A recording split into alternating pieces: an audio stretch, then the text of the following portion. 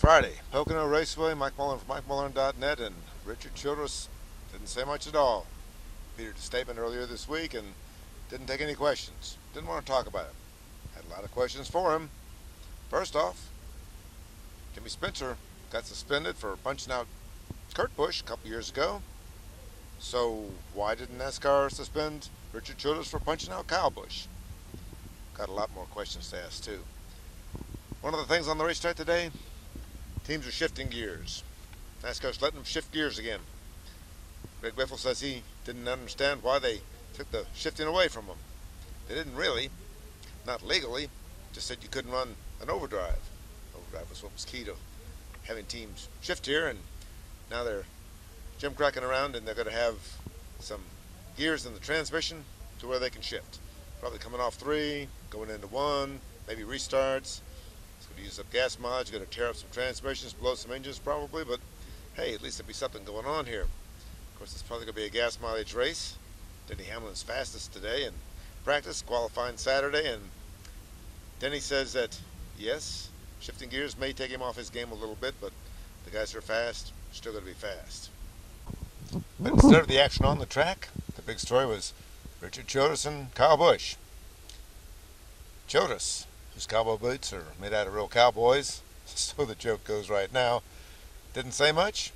We talked to Ryan Newman a little bit about those secret penalties and talked to some NASCAR officials about that, and that's just a mess. I don't think there should be secret penalties in NASCAR. If you're going to find somebody, find them. Tell everybody. Tell what he did wrong. That's the way it ought to be. Ryan says he didn't want to talk about it. Says penalties, secret or not, aren't good for the sport. Well, why do they do it? I'm not so sure Ryan's not been throttled a little bit by some of the penalties he's been handed. Seems like a lot of these guys are a little bit gun shy. We tried to talk to Greg Biffle. He was talking about fuel and the fuel cans and the new fuel cans, and everybody's having problems with those things. They need the new fuel cans because of ethanol and its propensity to absorb moisture in the air and become less than volatile. Well, my question was, why are we even doing ethanol? The price of corn's almost doubled over the last year, gone to $8 a bushel or something like that. Ethanol? I'm not so sure that's a good way to try and save fuel. And so what we had at the top of the speed charts was Denny Hamlin. Imagine that. Pocono, Denny Hamlin. He said, I don't care if they're shifting or not. The guys that run well here are the guys that are going to do well here. The trouble is, he's worried about shifting is going to blow up engines and blow up transmissions. And he's had some engine problems. We've seen transmission problems here before.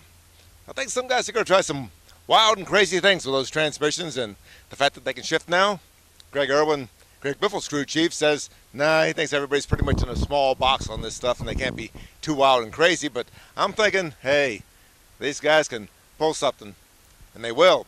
And we won't know till Sunday afternoon what the deal is, because nobody's going to let their tricks out early before the race.